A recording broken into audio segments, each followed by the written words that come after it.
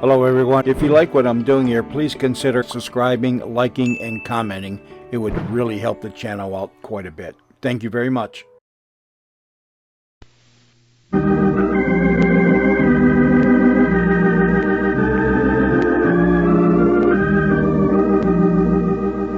Big Sister, the story of Ruth Wayne and her problems as a woman, as well as a nurse, a wife, and a mother. Today's episode in just a moment after this message from our sponsor.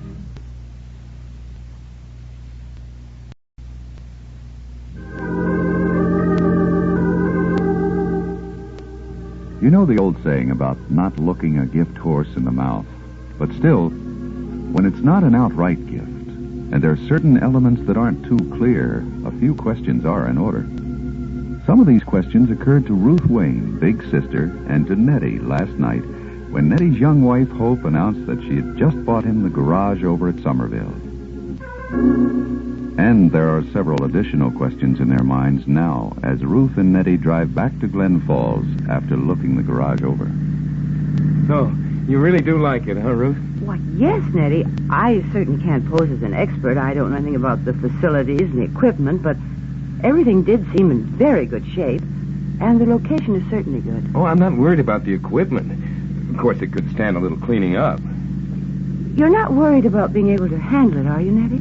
Oh, no, Ruth. After all, I've had a lot of experience working at the gas station. I've been doing quite a lot of the ordering lately.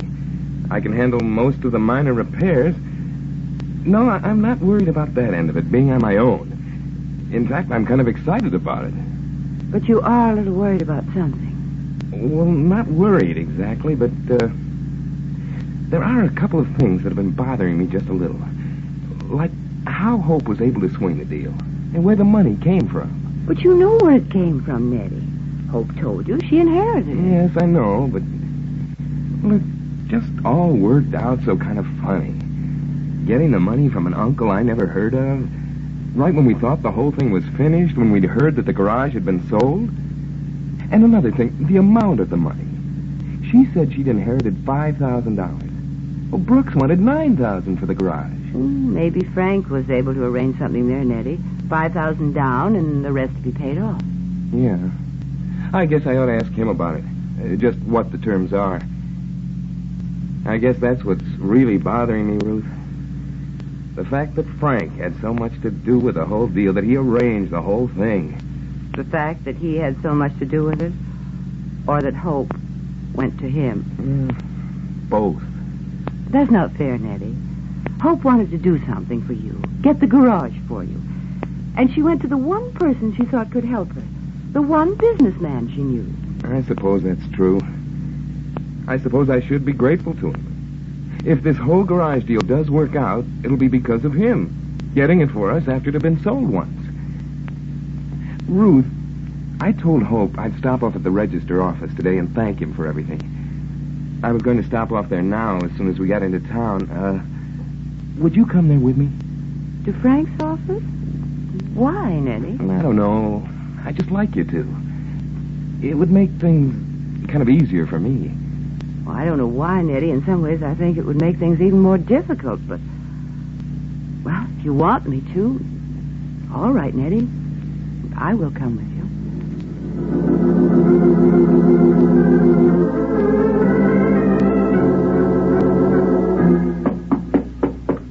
Come in.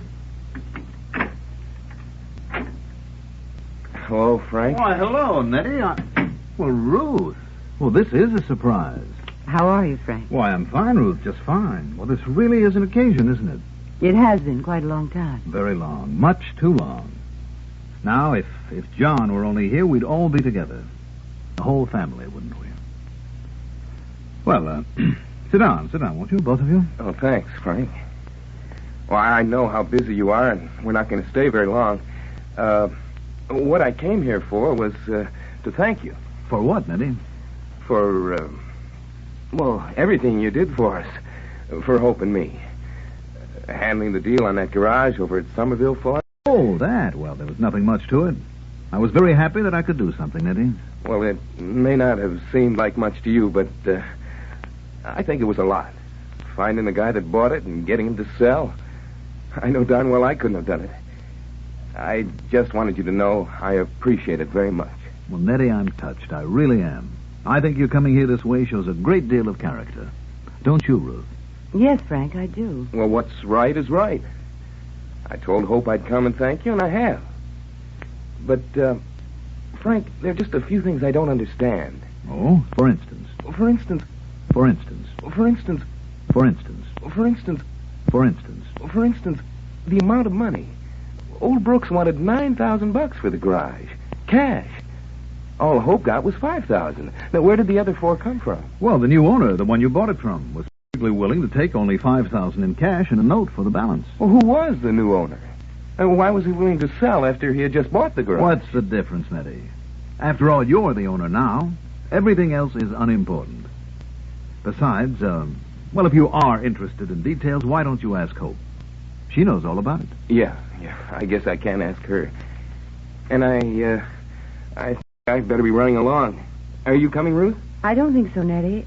If Frank has the time, I'd like to stay for a few minutes and talk to him. Well, of course, Ruth. I'd be delighted. Okay.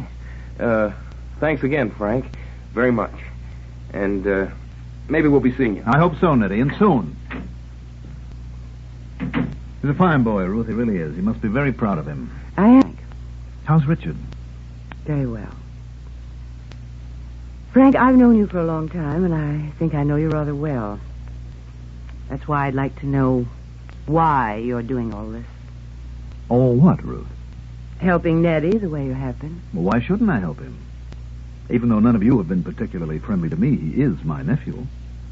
Why must you imply that I have some secret motive? I'm not implying anything, Frank. I just asked a question. But just the same, that's what you have in mind. Not that I blame you, Ruth.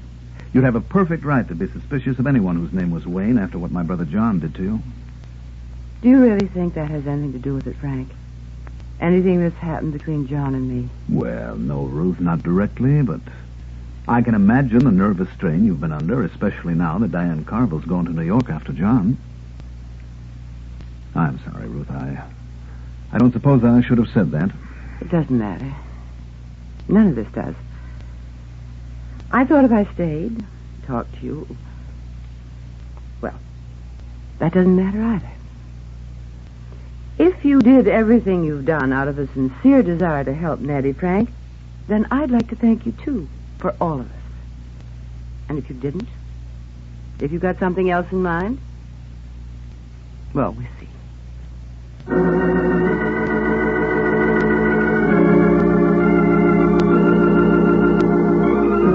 The story of Big Sister will continue after this message from our sponsor.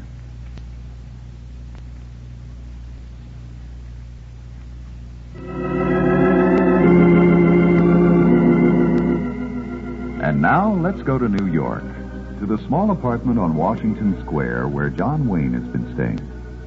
Fred Davis, John's young friend, has just left the apartment and is walking across the park when he sees Diane coming towards him. Miss Carville. What? Miss Carville. Oh, hello. Mr. Davis, isn't it? Yes. I'm surprised you remember me. Surprised and pleased. After all, we only met once, that day at the hotel when you were looking for Dr. Wayne. Well, I don't know so many people in New York that I have trouble keeping track of them. Oh, yes. Well, I suppose you're on your way over to see the doctor now? Well, yes, I am. Well, I can save you a trip. He's not in. Oh? Are you sure? Yes, I was just there myself. But if you'd like to wait around down here, try again a little later, well, there are a couple of pretty nice outdoor cafes just up Fifth Avenue. We could have a drink or something. That's awfully nice of you, Mr. Davis, but I think I'll just walk around a little. Would you mind if I walked with you? Why, all right. Fine. I kind of hope. I thought you might be coming back to the hotel if you were staying in New York. It's pretty hard to get rooms anyplace these days, but, well, a friend of Dr. Wayne's, I could have fixed that up. I probably would have come back if I'd thought of it. But as it is, I'm pretty well settled now. Oh, really? Where are you staying? At the Riverside Hospital. At Riverside Hut? What are you doing there? Working there. I'm a nurse. Oh, I didn't know that. Gee, that's wonderful. What's wonderful about it? Well, doing that kind of work, helping people. It must give you a lot of satisfaction. Make you feel as if you were a really useful citizen. It doesn't. Just happens to be something I can do. I don't think I've ever met anyone quite like you before. You're a very lucky young man. No, but I mean it. Most women, well, it's only natural for them to brag about themselves a little, what they're doing, all that. But you, well, you are what you are. And you're completely honest. You say just what you think. Sometimes that makes it just a little difficult for other people, Mr. Davis. Well, I like it. Do you have very much free time from the hospital? No, not very much. But if I called you there sometime, would you go out with me? Well, there are an awful lot of things we could do that would be fun. Stadium concerts, if you like music. Mr. Davis, you said before that you liked my being honest. Well, yes, I did. Well, then I'm going to be honest again. In fact, very blunt. Forget about me.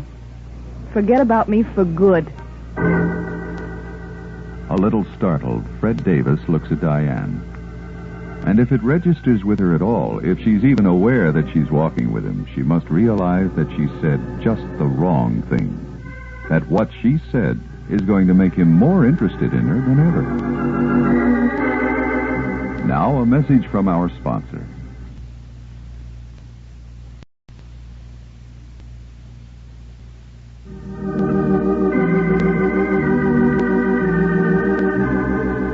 Join us next week on Big Sister.